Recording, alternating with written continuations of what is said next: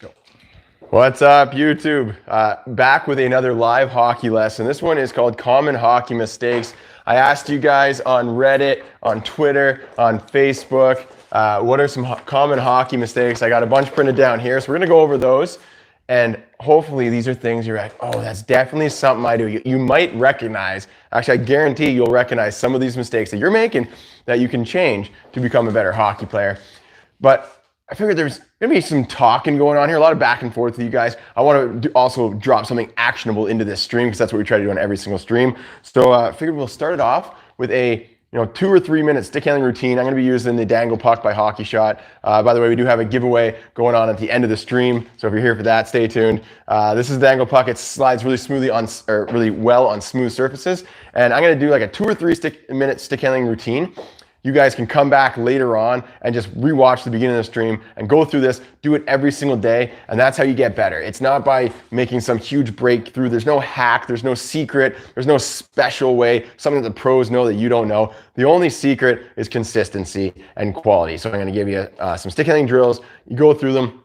You can watch this every day and stick handle with me. And if you do that every day for like 30 days straight, your stick handling is going to improve quite a bit. So let's get right into that. Hayden, I'll get you to go mobile, make it a little more exciting. Got to watch out for Hilbert right here, hanging out in the background. So all you really need is a small space, something smooth. I'm using the Dangle Puck. You use a stick handling ball or whatever. We're going to start with just a little warm up. So let's start by activating that top hand. It's one hand on the stick, and you're just rolling the top hand, moving the ball or the puck back and forth. You can see I'm not really taking up a lot of space. I'm not really moving it like that. I'm just trying to roll that top hand, right? So top hand's doing most of the work here. We're going to do this for about 30 seconds, and then we're going to go 2 hands on the stick and try to go a little faster now. Whoops. Let's try not to get that puck rolling up. There we go. So really activating that top hand. I can already feel the burn in my arm right here. I can feel that burn, and that's a good thing. Let's go back here. Go quick hands and try to speed it up. There we go. And you can see I'm in an athletic stance. We'll take a quick little break. Nice athletic stance. I want those knees bent. I want you shifting that weight. I don't want to see you standing up straight and just working that stick handle. So break's over. Now let's work on going this way. So we're going to start one hand on the stick again because we want to focus on that top hand. Get it in your head that the top hand should be doing most of the work. And you do that by just one hand. And boy, you'll feel that burn. This is going to help give you some speed. Remember, not moving the puck too much. And now I'll go 2 hands on the stick. And you can see I can go a little bit faster now because the bottom hand's helping with a little bit of speed. And we're still working on just rolling that blade over. So you can see, I'll bring it close to you, turn this way. We get nice and close to that puck, Hayden. Right, you can see I'm cupping the puck on the backhand and the forehand. Right, when I catch it, I'm rolling it out the back. Roll it, roll it, roll it. Right, so top hand's doing a lot of that work. It's on the side. Okay, take a little break. You can shake out that top hand. Right, I'm feeling the burn. Right there, you're gonna get a nice bulge right there, a top hand bulge. Now let's switch between the two, right? So we're gonna go here, we're gonna move it, and then across. So a couple stick handles there, bring it over, bring it back. A couple stick handles there, whoops, bring it up, bring it over. A couple stick handles in front, bring it over, bring it back. A couple stick handles to the side, forward, over, right? Boom, boom. And all we're doing here is we're working on moving that puck from the side, right? Forwards, across, and then in front, there, and there. Just working on controlling the puck around the entire body. Okay, shake it out a little bit. Next one we're gonna do is just controlling the puck around the entire body. We're gonna stick out all around those nice, soft dribbles. Hey, and what are they saying in the comments? You getting any comments coming through? Always like to tune into the comments.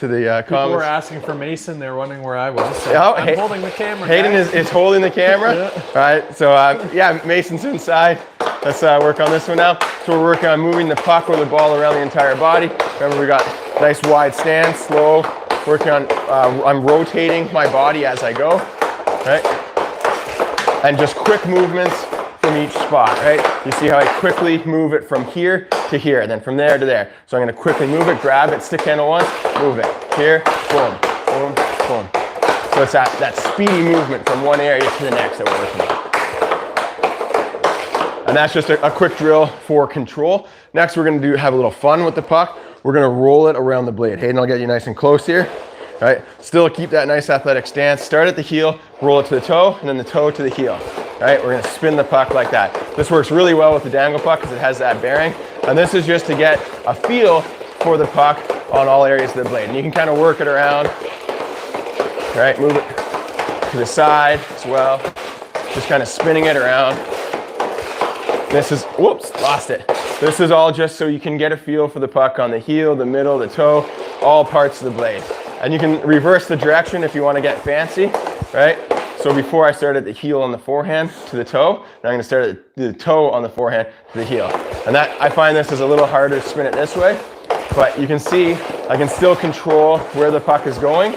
I'm trying to move it around while still spinning it. There we go.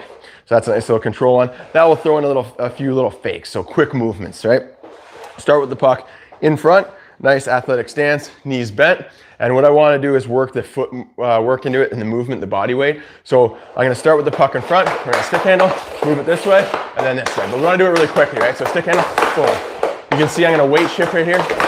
So I'm going forehand, backhand, and then move this way. This is when you're going to deke around someone. You can use your mind, envision that there's someone in front of you. You fake this way, then go this way, right? Do it again. Fake this way, then go that way. Right, so you're faking to your backhand, and then going back to your forehand. Okay, and now we're going to do that same thing, but we're going to go in the other direction. Right, so we're going to move it to the forehand, then to the backhand. Whoops, lost it. Whoops, lost it again. It's okay to make mistakes. That's what makes you better, right? So let's go again. So I'm going to fake this way. All right, so basically whichever way you started your faking, just work it the other way. All right, so do this way. You see I'm shifting my weight as I go, loading and exploding over here. A few more. Ready? Fake, go. And one more. Fake, go. All right, there's a quick little stick handling routine. You guys can go through that for the next week, every single day, and you're gonna find that's gonna help you improve. We can do more of these in future streams, just working, giving like a few drills to go through every single day. Come to the next stream, I'll give you a few different ones, and then it just gives you some variety, something to work on every day, make you a better player. Get a little breath here. Let's get to those common mistakes. Any questions, comments coming through, Hayden, from the stream? Gold Derek says you made me want to play hockey, so that's cool. Boom, love it. That's awesome. Gold Derek saying I made him want to play hockey. Grievous Jab wants you to go over weird angle shots in tight. Weird angle shots in tight. I think we covered that briefly in one of the previous streams. Yeah. I mean, it's not one of those things you want to go too much in depth on. Well, that's the thing. You're not going to take those shots too often, but what you can do is just twist your net, right? So if I turn my net, now I can work on that weird angle shot. And pretty much what I'm going to do is just work on really activating those hands to open the blade quickly and snap the puck up nice and high. So just, yeah, twist your net and just get in close. And you can work on changing the angle. Maybe you're going to toe it a bit first and then pop it up there. It's a good way to practice that. Just make sure there's no windows around. You might smack. Nicole D donated $1. Thank Boom. Thank you, Nicole D. Thanks for the contributions. All the super chats. Always appreciate those. Let's get into the first page of common hockey mistakes. And we're going to kind of play off of some of these. You guys can leave comments if you've ever seen as well. Hayden can jump in with some of them. So I'm going to start with Reddit because we got a lot of feedback there on Reddit and there's a lot of upvotes. And I liked it. It kind of sorts the ones Which that ones people are more of a priority. Yeah, and let us know in the comments, what are some common mistakes that you know of, something that's been affecting you maybe, or something you've seen other players do all the time and it just drives you nuts. What drives you crazy? There is a comment that I said in here that people did kind of bring up as well. So I'm going to start with Brosidon16. This one I love. He said, I once made the mistake of not starting to play hockey until I was already out of college. I think that one's pretty common. So basically, he made the mistake of not playing hockey. Remember, no matter what age you are, it's never too late to start. You can start at 30 or 40 or 50 years old. In fact, I have helped people that were in their 60s or 70s start to play hockey. So let's get to the actual game playing ones. Jeffrey Wilfong said not back checking. So he's got a list actually. Clearing it up the middle, forwards not in position for a breakout pass, shifts that are too long, and not clearing bodies out of the slot. So let's jump into all these ones. Number one, not back checking. That one's simple. That's just a mind thing, right? When when there's a turnover or something like that, you need to back check, just hop on the horse. Just put in that extra work. You're gonna get a break anyways if you go to the bench. So, give it your all when you're out there on the ice. Make sure you're back checking, and it's just for me, simplest thing for a back check for me is who can I pick off? You know, maybe I can't make it to the puck carrier, but maybe I can make it to a guy who would be an option to the puck carrier a little bit like later in the play. So I'm still gonna back check. If I'm 30 feet away from the guy with the puck, obviously you're not gonna catch that guy. So that might make people like, whatever, I'll just coast in. What about the open guy that just blew past you? He gets into the zone, the puck carrier is covered, so he turns and passes that guy, and then he puts it in the net. Well, you could have taken that guy. Ray Bro in the comments says something similar to that. He said he thinks the biggest mistake is if just not skating. Yeah. Like if you don't skate, you're not going to get the puck. Yeah, you know what? I should bring out the coaches board for this one. Yeah. I got one tucked away here. You've got like 5. I've got a few tucked away. That one does. I did have a 2-sided one that I liked. Oh yeah. I might have just thrown it. Where is it? I think the reason people like kind of cheat is just because they just don't know what to do, right? So talking about not back checking. If there's another guy, that you could pick off. That's what I always try to do. Who can I pick off? Who can I take? Who is open on the other team that I can just pick off? So that's what I like to do. Who else we got? Clearing it up the middle. That's from Jeffrey Wilfong. So this is basically, let me grab a marker as well, or just some sort of pointing device. There we go. Clearing it up the middle. Get this board nice and dirty, right? This one's simple. You got the puck, you're behind the net. You could play it up the boards for the safe play, but you go, I want to get rid of this. You panic, and you throw it right up the middle. It gets picked off, boom, shot on your own net. Happens all the time. For this, it's just a matter of taking like a second, just reading. And that's it. Just read the play, what's available, look for your options. And we'll get into this a little bit later on because there were a few things that kind of played off of this. And I'll give you guys some really good tactics for what you can do here. Forward's not in position for a breakout pass. So that one is really good. And I see this all the time when I'm coaching. So, this is your zone. You're trying to get out of this zone, trying to break out. And a winger might see that we get possession and he's like, oh, I'm gone. And this guy, oh, I'm gone. And the center's like, oh, I'm gone, right? The whole entire other team is right there. Well, now this defenseman has to make a pass through all of their players to get to you. And if he doesn't, well, then their whole team is still, in possession, and half of our team has left the zone, right? So don't clear the zone too early. Hang down there. You break out as a team. And this all just goes back to good teamwork, right? You play as a team. I know you guys want to blow the zone nice and early so you can get that breakaway. There are times when you can do it, but you got to read the play. I'm going to grab an eraser right here. Any comments coming through on that? Getting out of position. Tell me, wingers, it's question time for you. When should you leave the zone? Canadian Bender says clearing the middle is sometimes the best option. Clearing the middle is sometimes the best option. That just is a matter of reading the play, right? Sometimes there is an opening. What I would do is try to look up the boards first, and if there's nothing there, then I would look at and make that play. Even kind of fake that you're going to put it up the boards just to bring some players over and then send it up the middle. There are times when you can clear up the middle. In fact, in the NHL, a lot of the times, that is their outlet. They always have a guy right here in the slot in their own zone, and they'll pass the guy in the slot and then pass back up there and clear out because all of the players are kind of like the whole play is built up right there. But it's more advanced. But yeah, Canadian Pender, I would agree. So talking about when is the right time to clear the zone, pop quiz. I'll get you guys to think on that for a second. For me, I like to clear the zone when we have strong possession. Now I'm a centerman, so I typically swing down low to assist that breakout. I'll let the wingers leave the zone earlier. I'll leave that on them. I like to be kind of like a third defenseman. I don't like to get scored against, right? More defensive. Exactly. If I was like, if I had the best hands in the world, then maybe I would go a little higher, just score all those goals with those sweet dangles. But as I got a little older, I just decided to swing low, support the team. And then our team doesn't end up losing like 9-3 every game. Well, at least not. You're trying to minimize the damage. Exactly.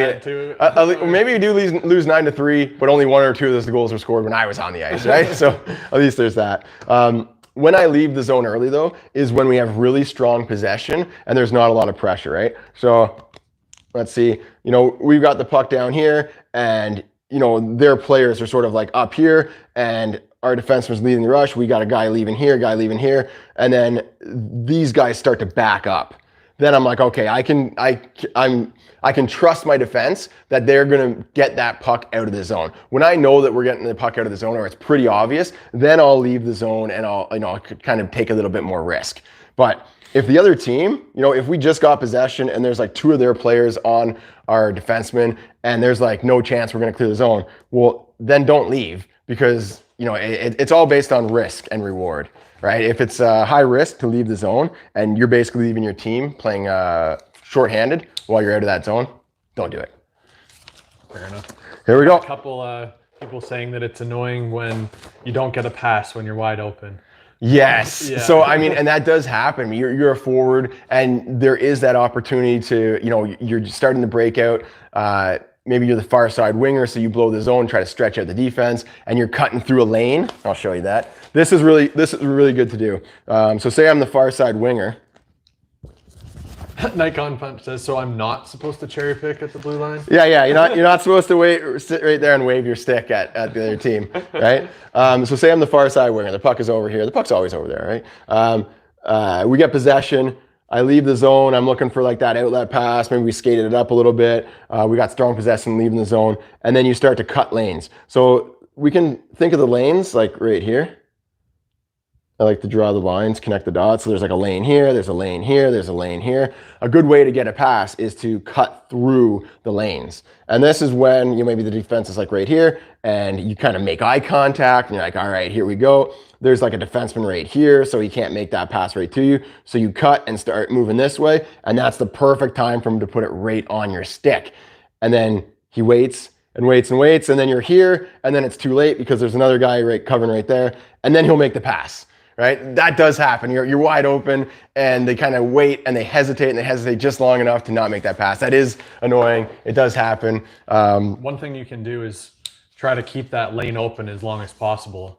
Yes. Like keep that, skate towards them if you have to try and keep that lane open. Exactly. So great point. So how, basically you're trying to be open as long as possible. So for me, I'm expecting that perfect NHL level tape-to-tape rocket right on my stick, and then I'm going to carve up the ice and get in that breakaway, right? So I'm skating 100 miles an hour, and it only really gives the defenseman maybe like a 1 second window to make that decision, to make that pass.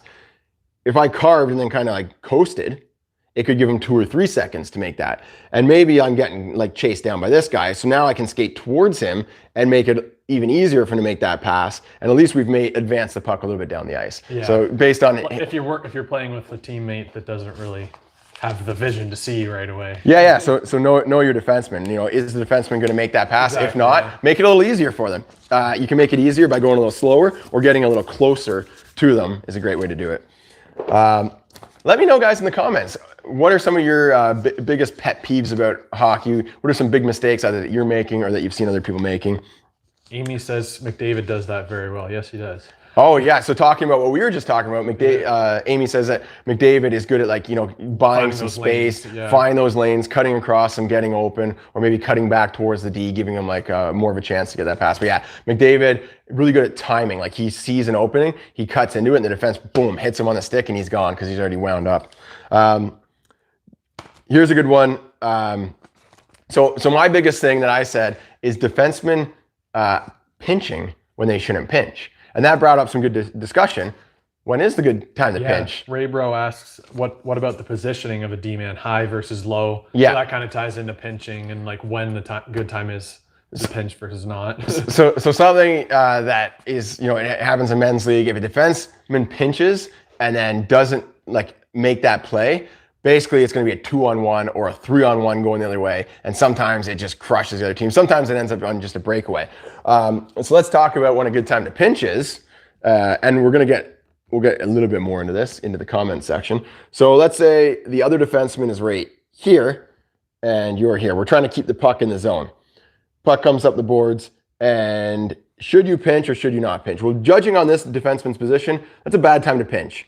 Right? You would like to see this defenseman a little bit more towards center. If you pinch and you miss that, then he's in a good position right here. He's kind of more in the middle of the ice.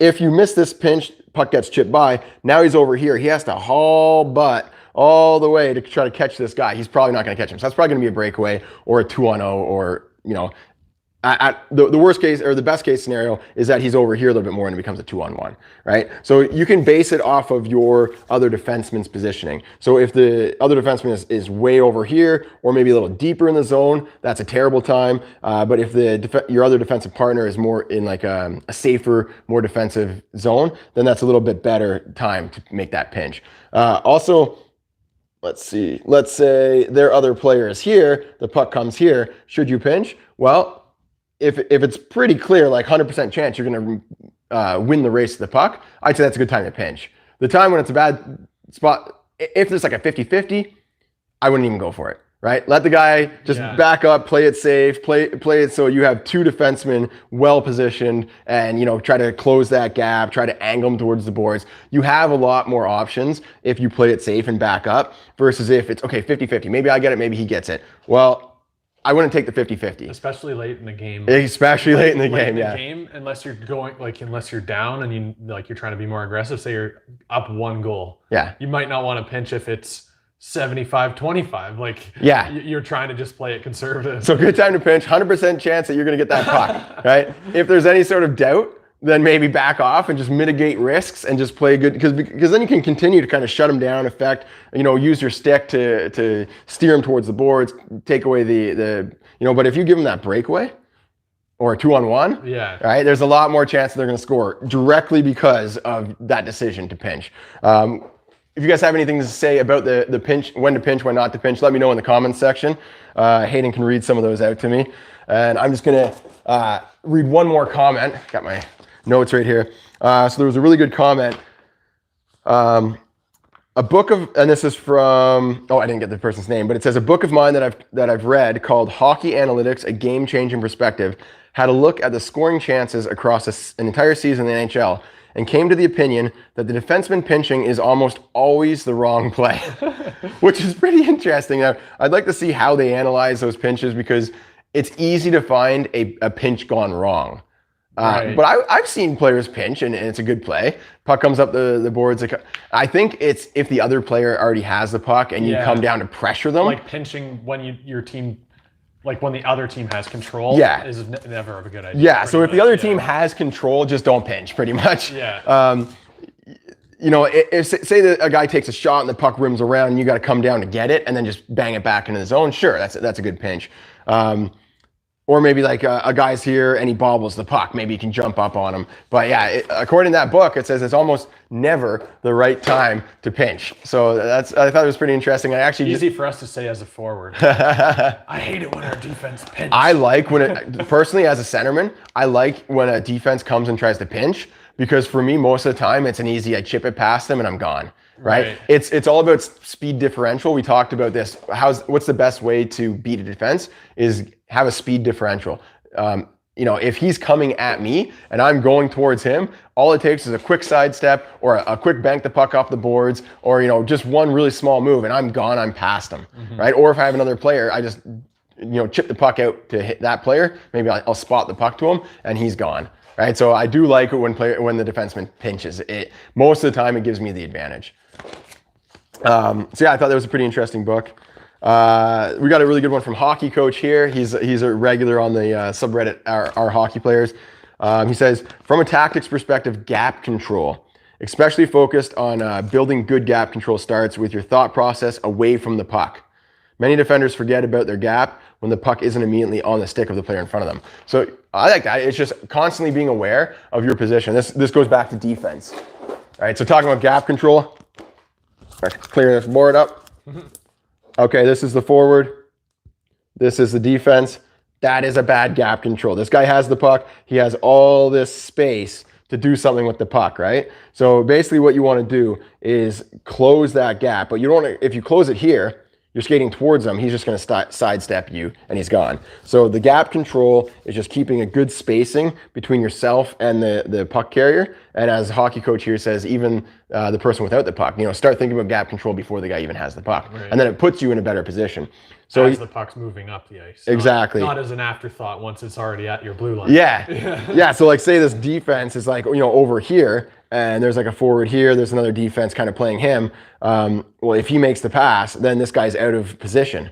He could have, been up here right? So he has kind of like a gap on this player and a gap on this Why player. it's important to move with the play. Yeah. Yeah. So thinking ahead of the play. So when this guy gets the puck, you're already, have a pretty decent gap on him, and it's easier to kind of get that a better gap.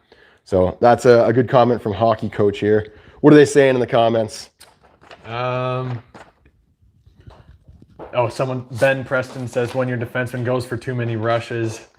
Right. Talking about rushes. So Ben in the comments there on YouTube, he says when your defenseman goes for too many rushes, there are some D that are great skaters, and I remember this from minor hockey, and they would just rush the puck basically every single time. Going Bobby Orr on them. Exactly. So, and that goes back to not getting a pass when you're wide open. You might have a defense that just loves to skate the puck, right? So your D's here, and the other team knows that he's a good skater, so they're backing off. They're like, oh, he can skate the puck, so they just give him the space because they don't want to pinch and have him stick handle around, and they'll be completely out of the play. So they give him some space, but you got forwards wide open here, here, and here, and he just likes to skate the puck, so he just looks them off and that. Remember, play as a team. Yeah. Right? So I would say that's directly related. It's you get a defenseman or a guy who just knows that he's a good skater, but you still got to hit your guys with that puck. Because good defense will know that he can still pass the puck up and jump in on the rush. Yep. And a really good defenseman will be able to do that and get back on defense afterwards too. Exactly. So it's gonna make it a lot easier. Instead of trying to skate through like 2 or 3 guys, you make that pass to the open guy, you keep on going, and then get the puck back. Right. Mm-hmm. So use your teammates, and it's all. I'd say not using your teammates is just a matter of trust. You gotta be a good player. The better you are, the more your teammates are going to trust you, and the more they're going to give you the puck. Because this happened to me when I played on a B team back in Beaverton. I was on a line, and the one guy just couldn't take a pass. The odd time, even if I floated it right onto his stick, he'd usually bobble it, and if he didn't, he'd pick it up and then just almost immediately lose it or get it taken off of him. And I just got tired of giving him the puck, so I just didn't pass because I didn't want him to lose. Yeah. Like, I still gave it to him the odd time, like, okay, he's wide open in front of the net, I'll give it to him, try to get him to bang in a puck. But I wouldn't trust him with a pass on any sort of like high pressure situation. I would give it to him in lower pressure. And that, it's somewhat on me. I was a centerman, and I wanted to, have our line be successful. And, on the breakout, giving it to him so he'd immediately turn it over, and then it would stuck in our zone and the other team would score. Yeah. So I just wouldn't pass it to him. So become a better hockey player. You'll get the puck more often, but there are people who are selfish out there and will just hog the puck. And I'd say that's on the coach. Here's another one, yep. But it's ripping on forwards this time. So okay, this is on us. Forward doesn't back check. Yes, so we talked about not back checking, and that's just put the effort out there. And I've been guilty of this, just coasting back, in men's league. And then I think, why not just go? And I take a few extra strides, and before you know it, I'm in the play, and a puck comes back to a guy that I should have been covering. But just because I put in that extra effort, right when the puck comes, I can lift his stick, and the guy misses a wide open shot, right? And I'm like, oh, I'm glad I back checked. So it only pays off like 1 in every like 20 times you do it, but it's worth doing because what are you out there on the ice for anyways? Get some exercise, Yeah. Get some exercise, back check, work your butt off out there. It makes you feel better at the end of the game for sure. Here's a good one. And there's a few words I can't say on the live stream here. This is from Godston34 on Reddit. He says, the one thing that has pissed me off consistently throughout every team I've played on is this. You're up by 1 goal. It's the last minute of the game. The puck is in the opposing team's corner. For some reason now, every dumb, expletive deleted, I ever played with will proceed to try to pass it to a forward in front of the net without looking sometimes. But anyway, it's never a safe pass. All this does is produce a turnover. The other team's now storming forwards with a man advantage, all because you couldn't hold on to the puck and think defense first for a minute. Yes, we have lost games to this. So let me just write that down on the board. So you guys got some super chats coming in. Oh, boom, super chats. Love it. $52 and Jovi00 $10. Oh, nice. Yeah. Swifty50 with the streak going. Yeah. So, okay, there is 1 minute left in the game. I'm not a righty. I'm trying to write with my right hand. All right. It looks about the same if I write with my left hand anyways. 1 minute left in the game. You're in their end. So, you got the puck in a good position. Keep the puck away from here. You don't want them to score. You're up by a goal. The puck is right here. And a guy gets it. A forward gets it. And, there's a guy in front. He could just kind of like hold the puck, make some safe plays, try to fight, battle, whatever. He's going to turn and just blindly throw it out in front, and it's going to be a bad pass. There's going to be a turnover. Goalies hate this too. Right? And then, you've got 3 guys on the other team storming this way when your whole team was down here, and it ends up with the other team scoring. So that just all goes back to thinking defensively. Yes, it is nice to score goals, but maybe don't be so aggressive when you only have 1 minute left. Usually for me, as a centerman, I become a third defenseman when there's like a couple minutes left and we're winning. I will not go below the goal line for the most part. On offense, yeah. Yeah, on offense, I'm like hanging out around here just in case there's a turnover. I'm in a good position, because if I find myself right here and there's a turnover, now I got to back check. So I try to shade on the safer side of the puck, staying between where the puck is and clear this. I'll often tell my wingers, I'll be like, all right, we're trying to hold the lead, only 1 go and pressure. We'll keep 2 guys high with the defense, like basically just to shut down the middle. Exactly. So this is the puck here, like my art. A huge puck too. Huge. It's a huge puck, right? In these situations, there's only a couple minutes left. We're trying to win. I'm the centerman, right? I'm trying to stay between the puck and our net at all times. I don't want to get below the puck in case there's a turnover, because then I got to get, right? That's a defensive position, is between the puck and your net, right? So I'm just shading there. I'm trying to be a little bit safer. We can let one guy go in and forecheck and kind of like put pressure on them, but I'm not going to like double up. I'm going to stay more up here just in case there's a turnover. And that's like team strategy too. Yeah. Like, you can get into that a lot, but we won't right now. Yeah, so talking about common mistakes in hockey, guys, let us know in the comments you got any. We're on Twitch as well, twitch.tv/Coach Jeremy. We got a good question from Jay Mazdy. Jay Mazdy's got a good one over on Twitch. Let's read that one out. He says, how do we match speed as a D? I usually get blown past. Great one from Jay Mazdy. How do we match speed as a defenseman? Jay says that he's usually getting blown past. You got to recognize early the possession that the other guy's coming. I would skate forwards first and then turn around backwards, and then you've kind of got that speed going. Unless you have the back, like you can get your speed up backwards. Like if you're a strong skater. Yes. So you want to try and stay facing. Obviously, the best situation here is that you're great at backwards skating. You're going to get more speed with a backwards crossover. So a couple of these will get you a little bit more speed, and then you can do that shuffle, good defensive position. Mm-hmm. If you're great at doing that, carving, going to that backwards, getting that speed right off that one crossover, that's great. But I think what's happening here is you're an okay at backward skating, and the other guy is great at forward skating. Right. So, if you see that turnover, you can just turn, skate a few forward strides, and then around backwards. Yeah. Right? And then at least you have something. You can... there's a chance you might get caught. So read and react. Know if you have enough time to skate forwards and turn backwards. A lot of it is timing too. Yeah. It's like if you can time it, you're coming forwards up with the play, and then you pivot back and you already are moving backwards. Yeah. And then you kind of like gauge their speed that way. It's a lot easier than if you're moving the wrong direction. Yes. Or like you're flat-footed standing there on the blue line. Like true. Yeah. That's the last thing. You don't want to get caught flat-footed. So, work on your backward skating. I would say that's the number one thing. Yeah. Another thing is not to lose speed while you transition from forwards to backwards. That can happen. Some guys will keep both their feet on the ice and turn like that. And what's going to happen, let me give you an example with the old Mars blades here. So some people will keep their blades on the ice as they're turning, right, from forwards to backwards. So yes, you've turned from forwards to backwards, right? I'm skating here.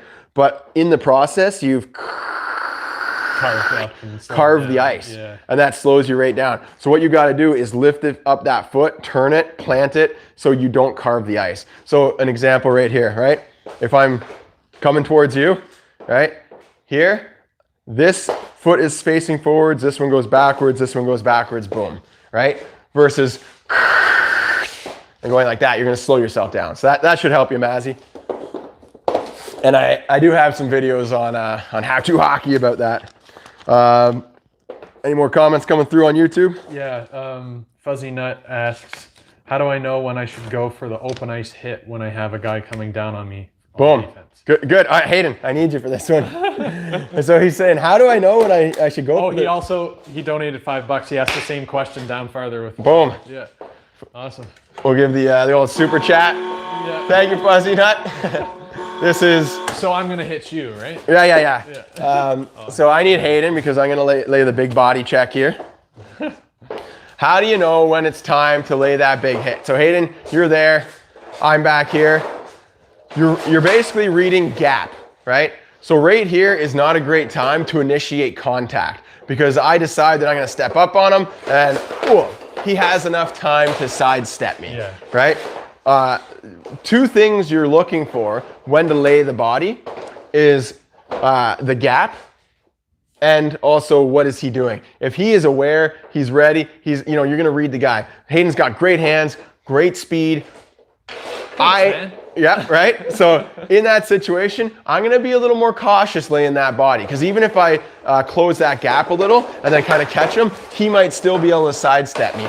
If he is a pretty terrible player, not very aware, and has his head down, boom, lay that body, drop him, right? Because there's not much chance he's gonna sidestep you. Or even a good player that you can tell is like, maybe the puck got fumbled a bit and they're like kind of reaching back. Right, so that's the other thing. Yeah. Even if he's a bad player with his head up, you probably still have time, a little more time. You can give yourself a little more space. But all it comes down to is how much gap is there. So he's coming down, right? And he comes in nice and close. I can take away the stick and then go for the body. Stick first, yeah. Yeah, but I'm gonna wait until he's in a little closer, right? So it's like the gap is closing, the gap is closing. We're going high speed. Hit the brakes, right? Boom, laying that big body. And remember, the purpose of a hit is to separate the man from the puck. You're not trying to take the guy's head off. You're not trying to injure him. You're not trying to make a big spectacle, although it does look cool, right? But if you kind of like tee up some huge hit when it's not the right play to make, if you miss, then you're taking yourself out of the play. Even sometimes you do make that huge hit, but then one of their guys just comes and picks up the puck. And often when you overcommit like that, you'll end up falling over too. So yeah, you overcommit, you lay this huge check and you take the guy out, but then you take yourself out of the play by laying that huge hit and falling over, right? So think about playing the puck first. The best thing you can do is, play the puck first. I was just about to say that. Yeah, so you're here, he comes in, you can think of like going for a play on the puck and then going for the body, right? You can think maybe he's going to try to toe drag you or do whatever, right? So the body check can be like the last, right? Take the stick away. So I'm here, I'm watching the body, I'm going like this, I make a sweep there. If he tucks it under, right? So I'll get you to tuck it under. Yeah. So I'm here, I go for this poke check, and then I know that I can use the body as like the secondary thing. But I'd say, just watching the gap. How much space, try to take away as much space as possible first, because then you're a lot more likely to connect on that hit. If he has a lot of space and you try to lay that hit, he has time and space to sidestep you. That's a good one. We're gonna hop into some more of the comments here. Here's one more good one from Reddit. It's actually a list. This one's actually great, from KR580 on Reddit. He said, thinking you don't have as much time as you do. Beginners almost always have more time than they think. And this one came up across Reddit, Twitter. It came across Twitter, Facebook, and Reddit. I saw this a lot. Is thinking, or just basically coughing up the puck. So what happens here is, the puck squirts loose, you pick it up, someone comes towards you, and you just smack it away, right? Like, I'm scared. And you see another one of your teammates over there and you go, boom, here, you take it, right? You got to have some confidence. Well, how do you think so fast? How do in hockey, you only have like a few seconds to make a decision. And the higher level hockey, the less time you have. So how can some players just make those plays so well? Well, the trick here is to read the ice and know what you're going to do before you get that puck. So you're basically just always taking in, and this comes with experience. The more you play, the easier you'll be able to do this. But it's just having your head up, reading the play. So maybe I'm here, and there's a battle for the puck over there, and just going into this, I already know that there's a guy behind me that's not covered, and I've got a winger up there. So the puck squirts loose. I know that there's no one pressuring from behind, so I can cut back. That's gonna buy me some time. I remembered that there was already a guy. We'll pretend I'm like behind the net. I remembered there was already a guy there, so I could move like this and give him the puck, right? And I knew that there was a winger that was like somewhat covered. It's just about kind of reading and already knowing where your teammates are before you get the puck. And this is, I guess it's hard to think to do all the time. With experience it comes, but something that makes it really easy is just shoulder checks, and this is for defensemen, right? So how do I know what play I'm gonna make before I get the puck? So let's say the puck is dumped into the zone and you're going to retrieve it. You could just skate blindly and pick up the puck and now turn and try to decide what to do. But then you're wasting time. What the better thing to do here is shoulder checks. I'm skating and I'm gonna retrieve the puck.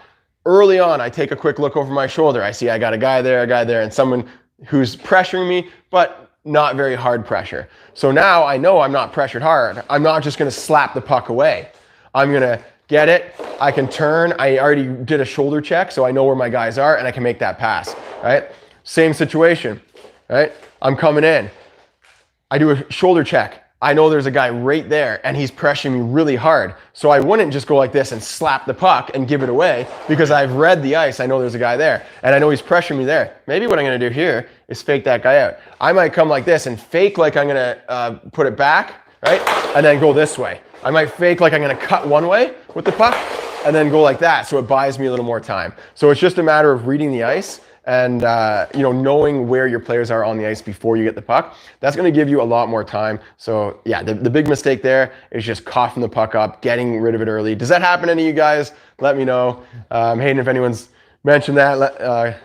I've been monitoring the comments. Hayden is monitoring the comments. He's going to read them out. But yeah, I do find that it happens a lot. It's just players have their head down. They get the puck and they just shoot it away almost instantly. If you have space, I'll actually talk about one more thing. Because I see this a lot. I've got a good question related to not having space after this, Ryan. Okay, beauty. Yeah. So let's say you get the puck here, right? And you don't have any pressure, right? I see this a lot.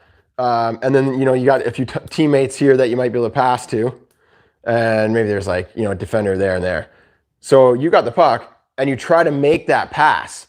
Well, you don't have to because you have all this space. Why not start skating it up the ice? Because then these guys have to decide, are they going to come after you? Are they going to have to go after this guy?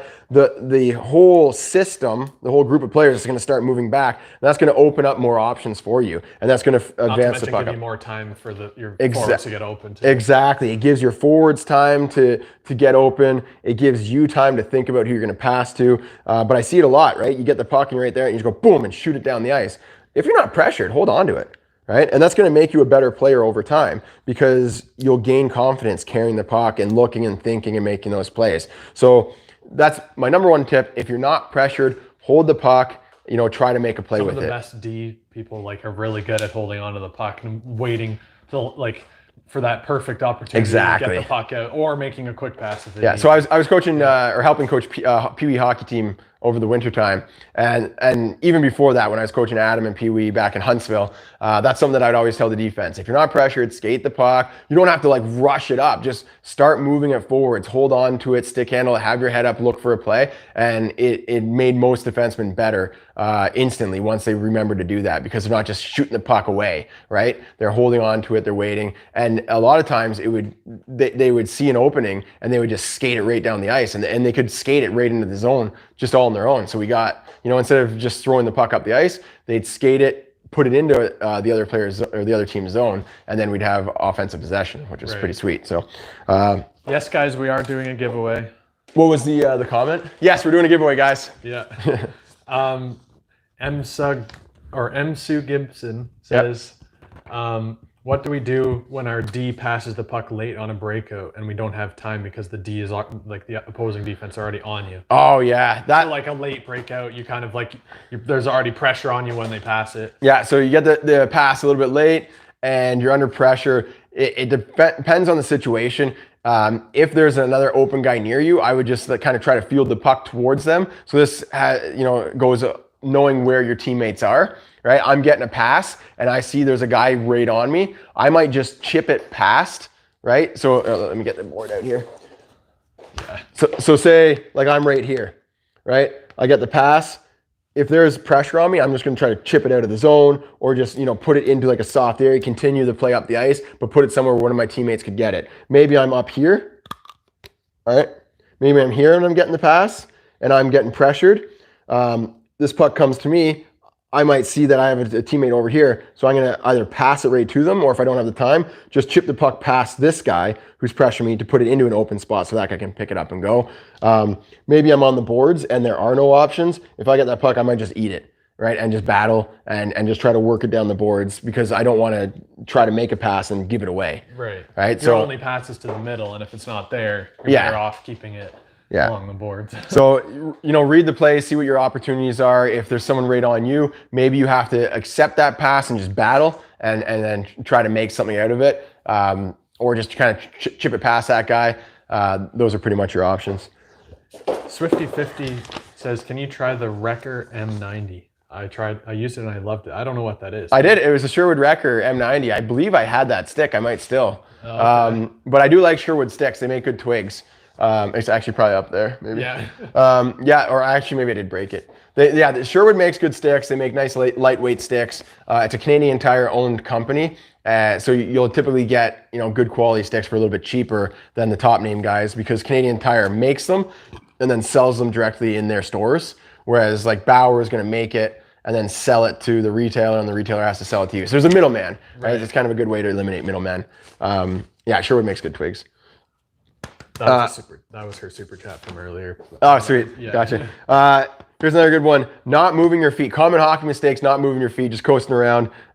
So many more pucks could be won if you just took an extra stride or two. So many more passes would be completed if you took an extra stride or two. So keep your feet moving out there. Let's move on to some of the Facebook comments. Here's a really good one.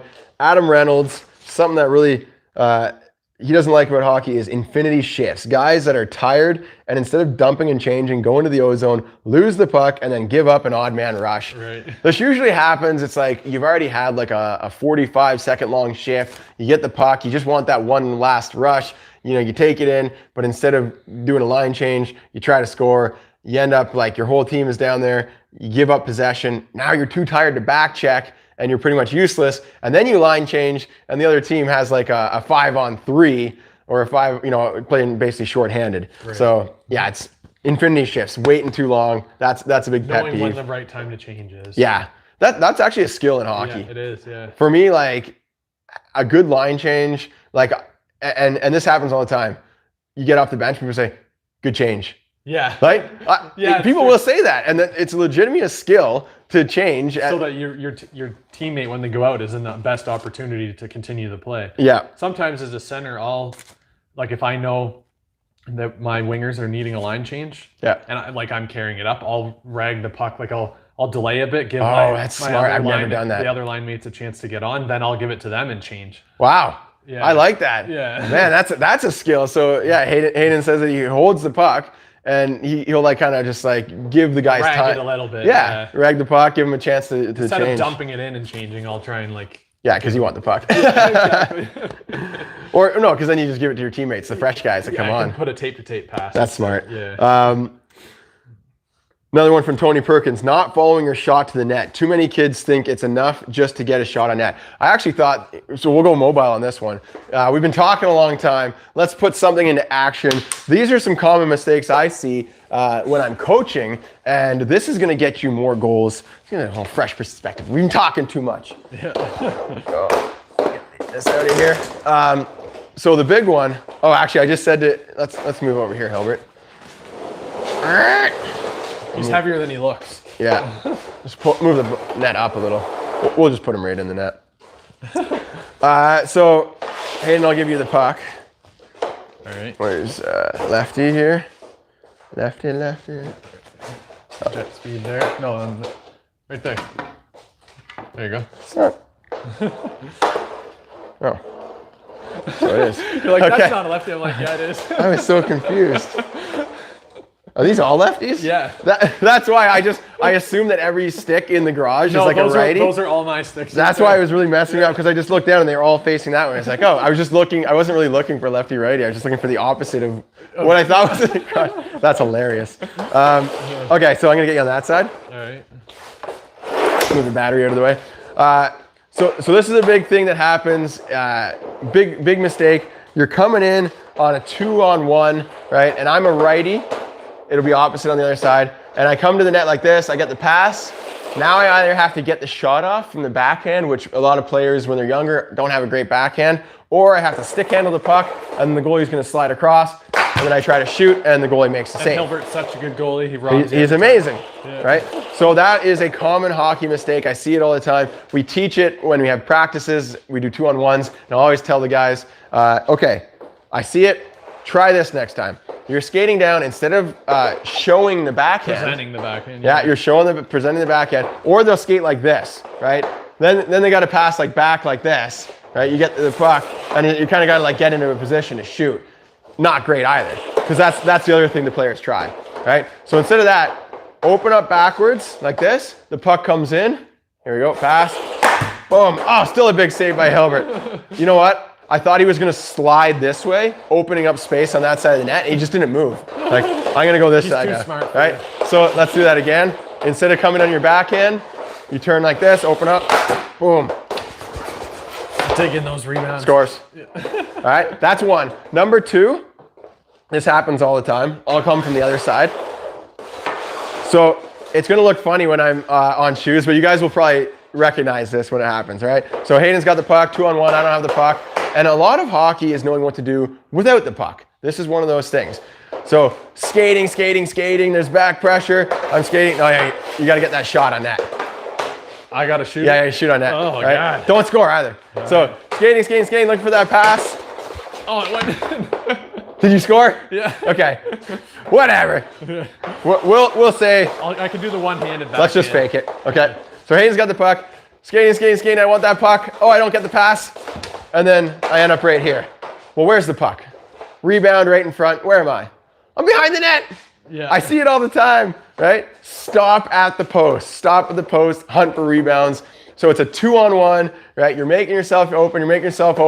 Right here, hit the brakes. So if the guy shoots, you can bang in those. Banging. Come on.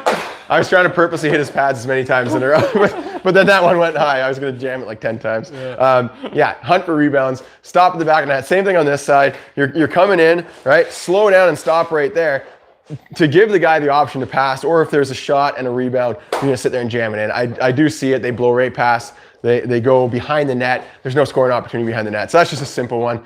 Two things. Open up backwards when you're coming in on your off wing so you can get that nice shot. And then the other one is stop at the post, bang in rebounds. So there's a few actionable ones.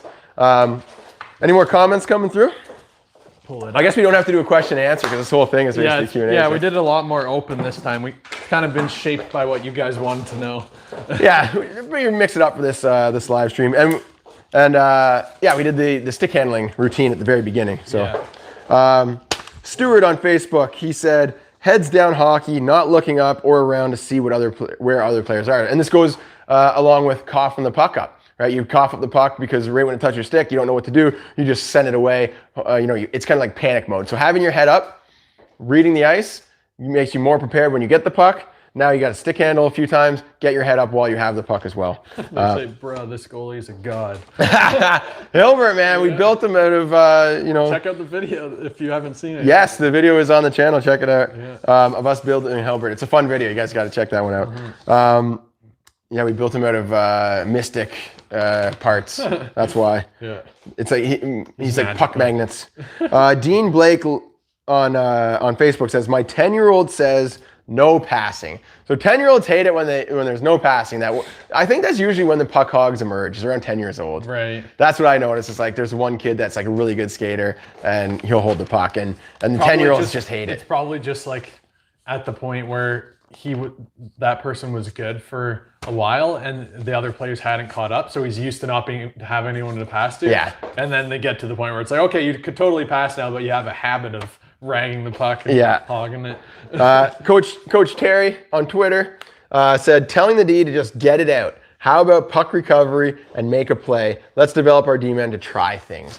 I like that. From a coach's perspective, so it is the easiest option just to tell the defenseman, put it off the glass and out, off the glass and out. Just tell them to do the same thing. Just get off the glass and out. Practice might as well be shooting it off the glass. Exactly, right? Give your players some creativity, some give them the chance to make a pass. And if they make a mistake making that pass, whatever, that's hockey. You make mistakes. every game that you're in is basically just practice for the next game anyways, right? It's all practice until you get to the playoffs. Then you want to win. So this one is about learning puck recovery, learning how to make a play, developing your D-men. I like that idea. So for the coaches, don't just yell at the D to like put it up the boards. Allow them to, like I said, hold the puck. If they have space, skate with it, read the plays, try to make those tape-to-tape passes. Elmar, let's see, you got another one. David, here's a good one. Forgetting to air out your equipment. That is a common hockey mistake. Let me tell you, as a coach, I know there's at least 5 players, and I know each one, you did not air out your equipment. And there's one player that just never aired his equipment and just always stunk. So air your gear out, guys. It's easy. I'll be right back. I got to go get some names I wrote down. Okay, so Hayden is heading out. He's going to grab all the names. We're going to do the draw after I finish up these last common hockey mistakes. Here's one as a men's league hockey player I can relate to. So this is from... Way to go, Hayden. It wasn't me. So Hayden is always manning the stream. I leave for 2 seconds. He left and the stream just died. Yeah. So I'm essential. I'm an essential worker. Way to go, Hayden. I don't even know where it cut off. I don't know where it cut off. Dang. What we're talking about is coverage away from the puck and becoming a passing pressure option without the puck. So everyone thinks about, what can I do with the puck? I have to be good with the puck to be a good hockey player. A lot of hockey, like 95% of hockey, is played without the puck. There's 10 players on the ice and only one has the puck. So 90% of the players don't have the puck. So what do you do without the puck? I'm just drawing randomly, not any positional like sort of thing, but we're talking about making a triangle, right? So here, this player has the option to pass here or pass here. And that's simple by just trying to always be in a triangle structure, right? So if we think of, let's put the puck here. So puck carries here, and there's, oh, thanks, Marker. There's a player here and a player here. This is not a triangle. He only has one option, right? He can pass to this guy, he cannot pass this guy. If this guy hung back and was up here, now he's got the option to draw pass or the option to pass there, right? And you look at this and a lot of people would say, well, that takes 3 people to do it. But if you're the one person recognizing that, then that can make a big difference. Like if you're like, oh, those are 2 people there, I can make the triangle myself, right? And I love that. I'm gonna grab the other marker because it works better. Yeah. That there are 3 men involved in that play, but it only takes one person thinking to figure that out. Let's go over here, right? I do this all the time, and we're talking about, like, say, width and depth, right? If I have a player that goes deep, I know that I'm not going to go deep because I want to add width and depth to our team, right? If I have a second player that is over here now, then I know I'm not going to go there or there because we already have players there. I'm going to stay up here because then we've created, width and depth, and we can have that triangle. Right. So it's just about seeing what your teammates are doing and what you can do to kind of complement that structure. Maybe I am the first guy in, I come in here, and then I see another guy coming in here. Well, if I pass the puck, I'll back off so that we have that, we're not both like down low, right? Or maybe I see someone here and I go in to help, and then I see a third guy coming in. I say, oh, we're like in trouble here because we got too many guys down low. I might back off and just support from a distance, let those 2 guys, right? So it's just about making those decisions to create a structure. Not everyone has to be aware of it. All it takes is one person. Obviously, if all 3 are in on it, it's better because you got that chemistry and communication. But so that's all just about being an option without the puck. And that's about creating width and creating depth. So let's talk about width, right? Puck carrier's right here. You're like, oh, sweet. This is like a 2-on-1. So that's like the defender there. And you're going to stand right here, right? Well, now this guy is covering both of you. There's no width, right? So go over here. Now you're an option here. He has to decide which guy should I take. He might go more in the middle. It's giving this guy options to shoot or pass, right? So that's your width. Right, you got to get your width first. Don't be right next to a player. Right. Same thing. Say you got like one player here. If another player is there, don't be right next to him or right close to him. Right, because you want to have that depth as well. And also don't be like on the boards. Yeah. Right. Like you want to stay in the prime opportunity, like the middle of the ice. Yeah. Basically playing in the rink within the rink, what we've talked about before, Yeah. right? This is like your prime real estate right here. This is where most plays happen. So try to stay in that area for the most part, unless you're hiding and then trying to come into a lane. And then come in afterwards. Yeah. Yeah. So yeah, be an option without the puck. Let's see if any of these stand up to me. Getting too many dumb penalties. Oh, bad penalties, common mistakes. Yeah. There's, you know what though? There's always that one guy on your team, and you just know. always getting You penalties. just know, and Like this guy. yeah, I get like one penalty. Yeah, and it's always you. This is his penalty every game. It's actually this really year. funny. He's Here. like, instead of taking a couple extra strides, he likes to. Oh, hold on, I'll get a we need another stick. stick. Yeah. Yep, this is my penalty I get. Yeah. I don't quite agree with it. Here, we'll trade. Trade. Yeah. Oh, there's Okay. tape on this. I've got the puck. Like, I know. that's awesome. Yeah. So someone else has the puck. Jeremy's trying to catch up. He's like late in a shift, so instead of taking a couple strides and trying to catch up to him, he'll reach like this. He might just like lift the stick a bit, but he's just interfering enough that the ref's like, yeah, he's reaching too far, and they give him a penalty. All the time. He doesn't technically hook them, I'll but get, he does get it. Since you're so far behind, you get up close to the hand. I don't even think I touched the hand. Like Yeah. the one time I'm going like this, it's like a stick hit, one hand stick hit, or I'll go like this and like, you know. It's just because you're like harassing them from behind. It's like lift, hook, their stick, right? Yeah. So that's my penalty that I usually get. yeah. And I always shake my head. I'm like, Jeremy, just skate. I'm too slow now. Anyways, let's do the giveaway. Yeah. We'll take on some more questions at the very end of the stream. Are we doing two $50 gift cards and the big one? The big doozy? Well, I think we got 3. Three $50 hockey shots. We should have done them throughout the stream. Yeah. What are we doing over here? All I right. didn't know what you were doing. I didn't know if you did a post or not. I got an idea for the hockey shot gift cards. All right.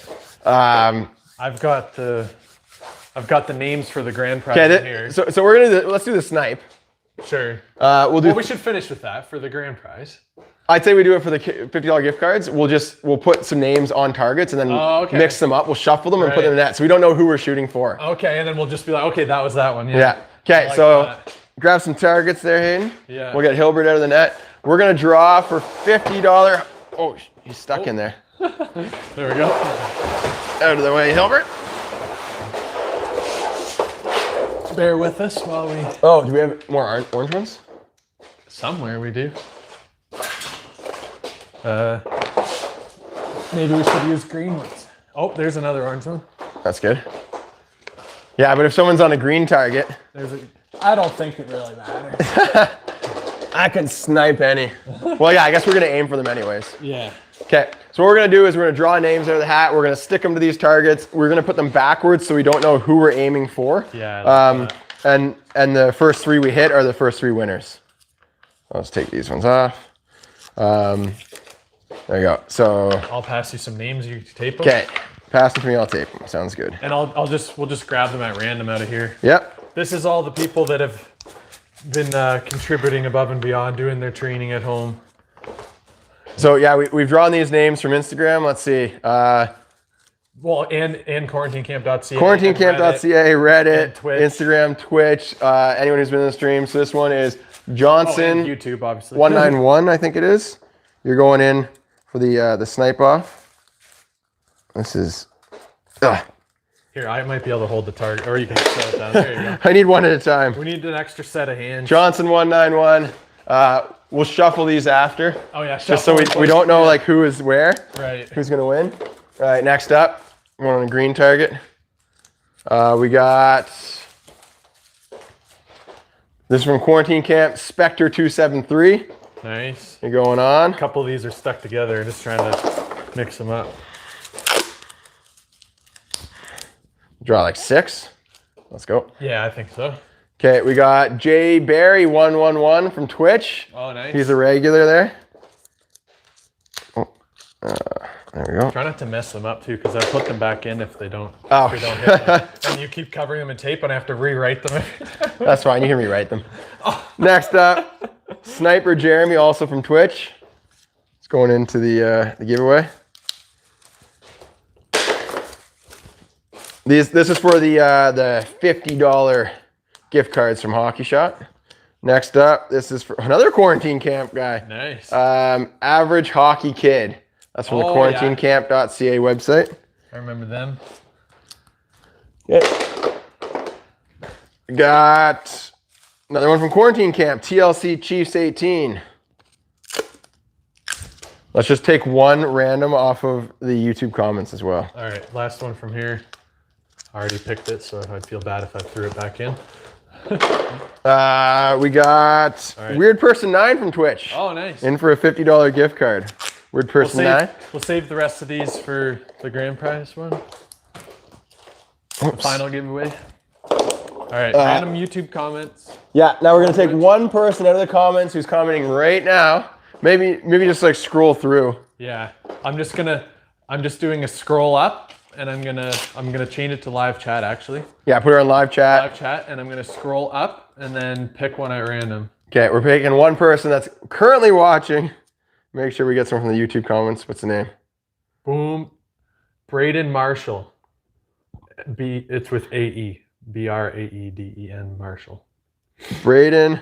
And his comment was drum roll, please. I don't know what. I guess it was while we were Braden talking. Marshall from the YouTube comments. You're in. Sweet. Okay.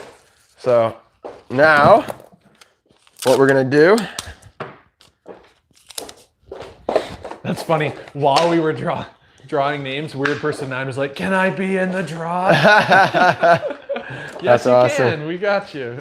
So we're just gonna put these randomly around the net. It's funny as you say randomly. It looks like you're just like organizing them. Here, I'll try and drop this down. Give you guys a little bit better angle.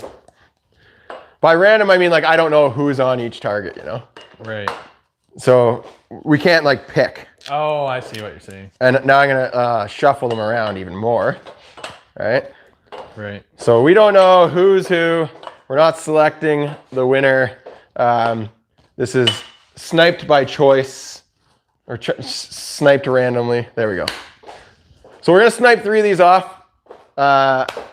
Winner is the first 3 to get sniped off. All right. Simple. I like it. Grab a twig, grab some pucks. Oh yeah, remember last time you said you'd give me a couple warm-up shots? Well, this one doesn't really matter. This is both our warm-up. I haven't shot at all either. Okay, right, true, yeah. Where's my twig? Oh, it's back there. Thanks, Hayden. You're welcome. I got you. Hayden, the stick locator.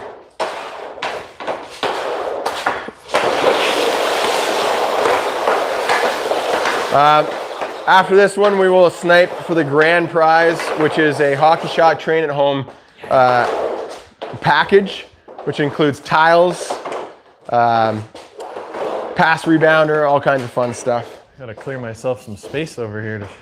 Okay. Which one are you gonna shoot for, Hayden? You can go first. I like this green one. I'm gonna go for the green one right there. I'm gonna give myself a challenge. Middle left, yeah? No warm up.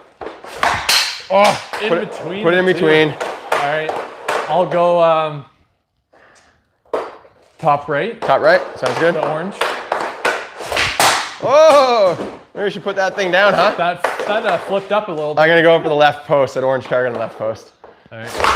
There we go. There's our first winner. First winner is. Oh, it's Weird Person 9. Oh. Weird Person 9 Nice, from there you Twitch.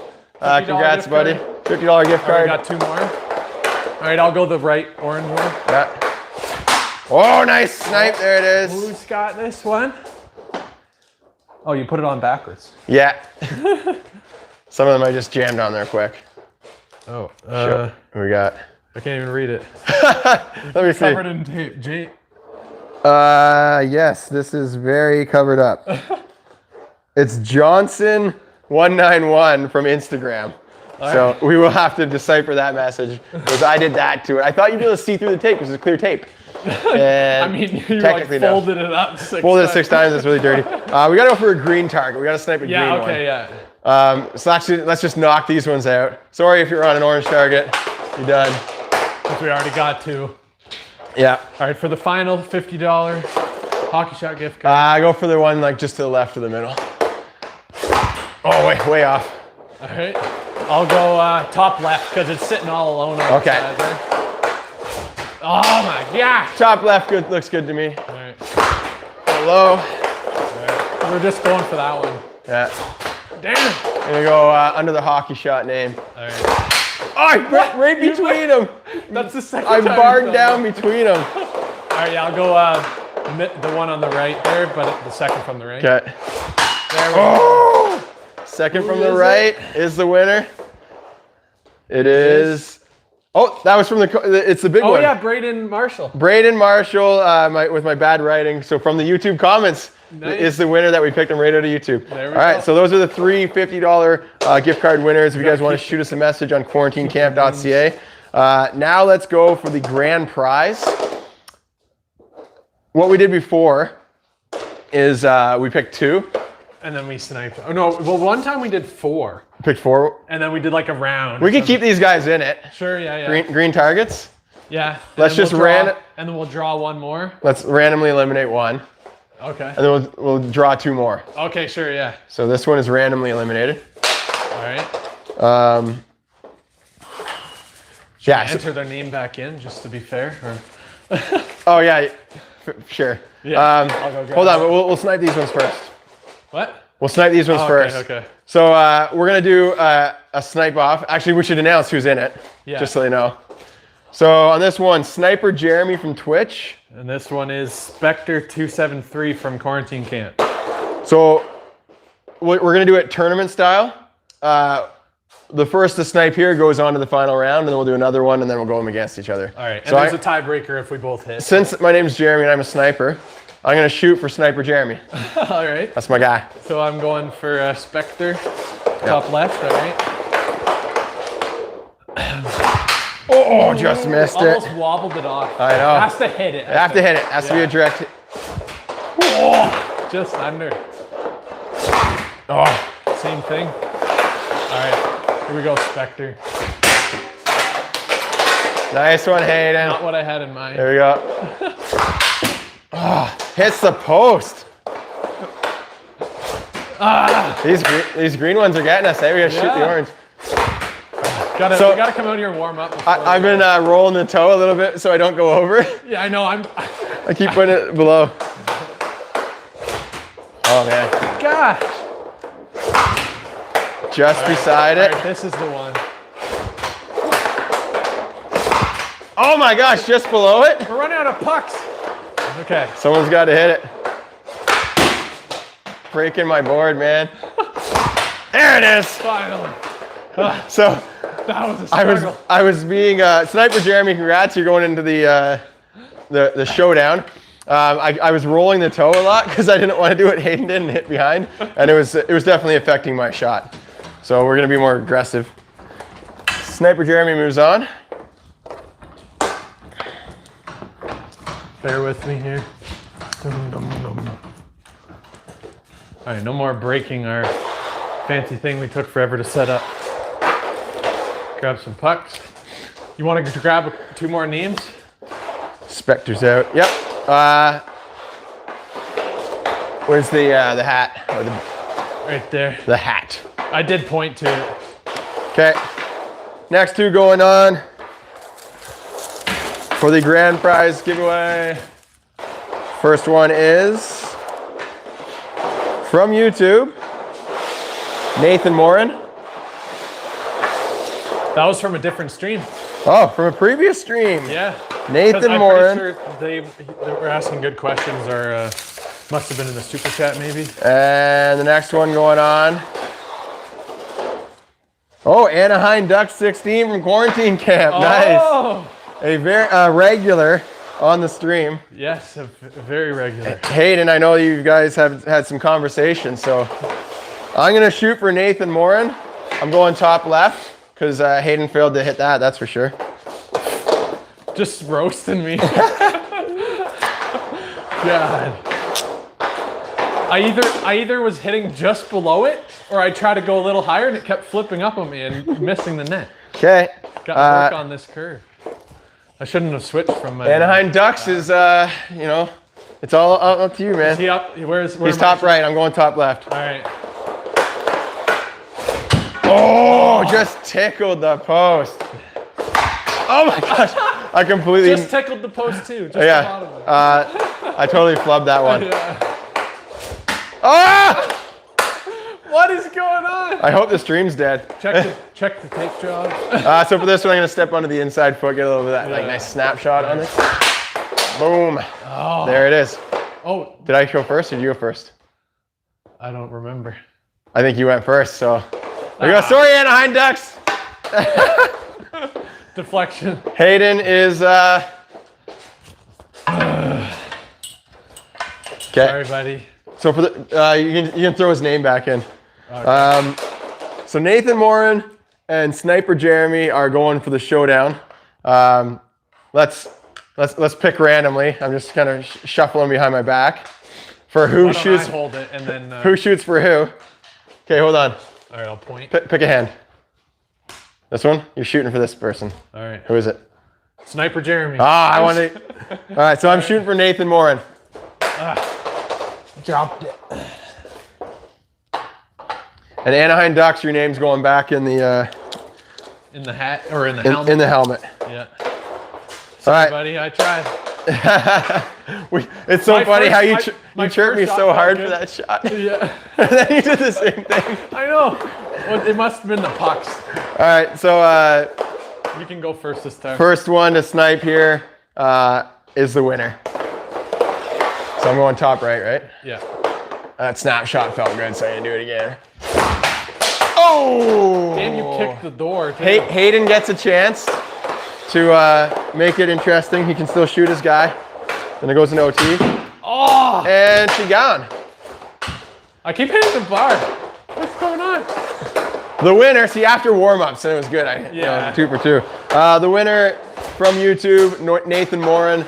Congrats, buddy. You won the ultimate, or the stay-at-home training package from Hockey Shot. So we'll put you down here with the other winners. I can't hit that target. Nope. There we go. That was bizarre. If you guys have any questions, we got 184 people still on the stream, so let's keep her going. That's it's a good amount. Giuseppe44 plays says, I need more pucks. How do you know who the regular people are? Says Ryan McCrickard. Ryan, we know the regular people because they're just always commenting. We see him on Quarantine Camp. We see him on Twitch. We see him on Instagram, YouTube. So like we just posted the video of like building a goalie, and there's a few people that comment and we're like, oh, it's 6'2" Parker. Like we knew him from Twitch, or it's Anaheim Ducks. He's always commenting on quarantinecamp.ca. Mason Sigalo, he's always like posting on Instagram. So it's just like we see people on a regular basis. Yeah. That's basically it. Nicholas Hubin says Hayden needs more warm-up. Yeah, I do. I think we both could use a bit of a warmie there. Like honestly, like my top on. It's funny because I told myself, I'm gonna head down to the garage before the stream, do some more up shots. Then you get carried away working on something. All right, guys. So let's end this with a few questions, Q&A. We did that stick handling drill at the beginning. What do you guys want to see more of in the stream? We're thinking of tweaking the format a little bit. Oh, someone said play horse. Horse. That'd be fun. Yeah. That'd be a good game. We can do that on Twitch maybe. Yeah. Sure. If you guys want to make sure your comments get seen, we got the super chat option. If you drop a super chat, we'll give you the horn. Always appreciate the support. Yeah. You know, pay bills. We can buy hockey pucks here and. Oh, Anaheim Ducks says, "Nice try, Hayden. Thanks, buddy." So supportive. Time. Yeah, he's not like you suck, Hayden. I was gonna win and you missed. Any tips for practicing a breakout for a winner? Or no, for predicting a breakout for a winner. Predicting a breakout. Yeah. For the winger? Yeah, I would say it just all comes down to possession. You know, like once your team gets pretty strong possession, that's when the breakout's going to happen. If there's a battle, that's when you stay a little bit lower. It's just about reading the play and knowing when there's a turnover and your team gets the puck. That's when you can start to break out. So the stronger the possession your team has, the more aggressive you can be, and by like leaving the zone or going to get open. If your defenseman has 2 players from the other team right around him, he gets the puck, don't blow the zone, because there's the chance that he's going to get a nice solid pass out or have time to make that pass. It's like not very good. But if the puck gets knocked around to a wide open defenseman, and then your team starts moving out of the zone, then okay, this is going to be the breakout. I can be a little more aggressive. So it's just about reading possession and how strong is your team's possession. Fuzzy Nut donated $2. Says, boom, am I thanks. in the helmet? And good try, Hayden. Thanks, buddy. Fuzzy Nut, was he in the helmet? I think he has to be. Yeah. Because I remember writing his name on the board. We dedicated the toe drag stream to his suggestion for that. Yeah. So you got to be in there. If not, Basically, I went through and looked at like any of the comments I remembered, and then went through Twitch and Quarantine Camp. some people do go in like Instagram. twice or 3 times too, because like every day or like before the stream, we'll just write down a bunch that we remember. Yeah. And throw them in there. So you might get in there like once or twice, but Yeah. we'll make sure you're in there. Oh, also, I have to do a shout out to Beeve. So I got, just remember now. Oh.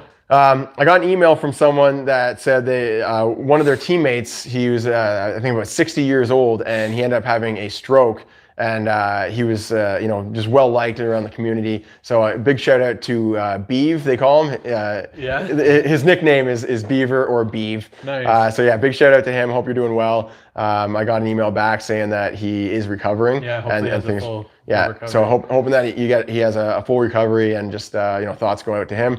That's the best thing about hockey, though, is that you create a family. So like his whole team is rallying around him, and there to support him through this time. And I love that about hockey, the camaraderie and the friendships you make. They last a lifetime. So here's a 60-year-old guy, right, still nice and tight with his teammates. Yeah. It goes well beyond minor hockey. Keep on playing the game. Nice. Any more comments coming through? Questions? Let me know, Mr. guys. Sly Sully says, "Who's better, Jeremy or Hayden?"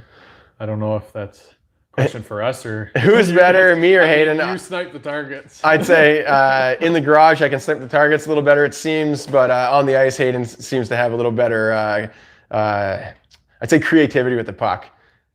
Yeah, I think I don't know. The puck ends up in the back of the net, but the individual skills are very similar. Like yeah, I'd say Yeah. if we went out, I think you've just shot so much more pucks than I have. yeah, Like I should be practicing shooting in the garage more than I'm here, but I'm just working. but you still score when you shoot, you score. So Yeah, that's true. well, I think you create good create good scoring opportunities. Right. For me, like I'll just skate the puck in and put it on the net. Put it in the net, put it in the net. Right. I'm not really trying to dangle guys. You have a way of manipulating the defense that I don't have. I think that makes a difference. It's like I got to make him look half decent. He works for me, so Yeah. you can take credit for anything that I. I mean, just check the stat sheet. Yeah. Check the stat sheet. Part of my resume was like, okay, bring your game sheets from the past 5 games. Nikon Punch. When are we getting 5 together to play Chell? Oh, geez. I mean, I barely have half an hour to spend with my wife, let alone playing Chell. I put out a story the other day saying that I would play with some people, and then I got a whole bunch of messages. There's a couple of guys that I've been playing with, but I'm not sure if I want to. Actually, we're waiting for a second controller to come in the mail. Yeah, so I only have him and I could play. Yeah. I only have one controller, and Hayden's been using it, so I just ordered a second one. Yeah. Maybe get here in like a week or so. Mm-hmm. Yeah. Then I'll hop on there once I put the kids to bed. I'm not seeing too much. Any questions on YouTube, guys? Let me know. Henry DeVries, our wall sits good for improving speed. Oh, we got a visitor. Come on, you can do it. Your video. Need you help to put our recipe inside in the backyard. You want to take the live stream to the backyard? Let's just go right off. We're going off script, guys. It's Hayden Nice said. rain suit. Mason says that the video is over. He's making a recipe. Let's go see what's up. I'll answer Henry's question though. He said our wall sits good for What? There's Olivia. There's Mason. Our wall sits good for improving your speed. You helping. You not helping. I'm not helping. Really? No. Oh wow. No, Hayden's helping a lot. Hayden is helping us. Mason, I'm going to show you what a wall sit is. Can you try this? Okay, you got it. Come on. Come over here. Let's go to the wall. Okay, look. You got to go like this and sit like there's a chair there, but there's not actually a chair. You just got to sit and pretend there's a chair. You try that? So this is a wall sit. They're actually just sitting on the pipe there. Let's try it over here where there's no pipe for you to sit on. This is my line for the gas so I can heat. Oh, it goes all the way around. Okay, try it against this. Do a little wall sit right here, Mason. So you go like this and like pretend like you're sitting down. You gotta put your back right against the wall. Now go lower, lower. Yep, stop. Up a little higher. Up a little higher. There we go. We got the wall sit. Feel the burn, says Ray Bro. Olivia, there's Olivia doing the wall sit. Yep. Not fair because that was our rocket ship a long time ago. Oh, I know that way. It did build as a rock ship. So wall sits, yes, they are good. It works the legs, I think, is good. Yeah, that's But I do like explosive. Yep. That's my poop. Yep. There's poop on the grass. Welcome to the stream, guys. I do like explosive movements, so I would say wall sits are something good because it's better than nothing. But I would also recommend doing stuff like jumps, plyometrics, hit trainings, wind sprints. Yes. Oh no, it broke. Yeah. So try to work in some like really explosive stuff, and that's gonna give you that fast twitch muscles, and it's gonna build your legs really well. Mason, show me what you're working on. Let's go see what Mason's working on over here, and then we'll end the stream. It's over here. I need help carrying all the water. By the end of the wall sits, you have thighs the size of Crosby. Henry says thanks. So that was a distracted response. I'm giving you a tour of our backyard. Carry this. You want me to carry that? That's full of water. Power cleans, Sean Black says. Yeah, power cleans are good. I like power cleans. Carry it. How am I supposed to carry this? Oh yeah, you guys carry it together as a team. Happy birthday, Levi. You can't do it? Who's Levi? I don't know, someone in the stream. Jeremy, want to play horse mini stick style on Instagram FaceTime? That would be fun. Maybe we'll do some Facebook live streams. All right, guys, just give me 5 minutes, Mason. I'm gonna cancel the stream. Guys, thanks for tuning in to the live stream. Always awesome to have you guys here. Hayden's working on a shot now. Oh, now you can snipe them. It's those green ones that get you. Oh, okay. You just need a warm up. Thanks for tuning in, guys. We got a new video up on the building Hilbert. That's a fun, some fun video. You guys got to watch it. Thanks to everyone who tuned in. Thanks for the super chats. Really appreciate the support, and I can't wait for hockey to come back so we can get it on the ice. See you guys next week. And actually, we might be changing the stream. So it might be going up on the other channel, the How To Hockey channel, instead of this one. So stay tuned to our social media. If that happens, I'll post there where the new live stream is. We're thinking of moving over this one or over to that one. So it's like all hockey training or How To Hockey, and then more of like just the fun, entertaining hockey stuff on this channel. All right, see you guys next week.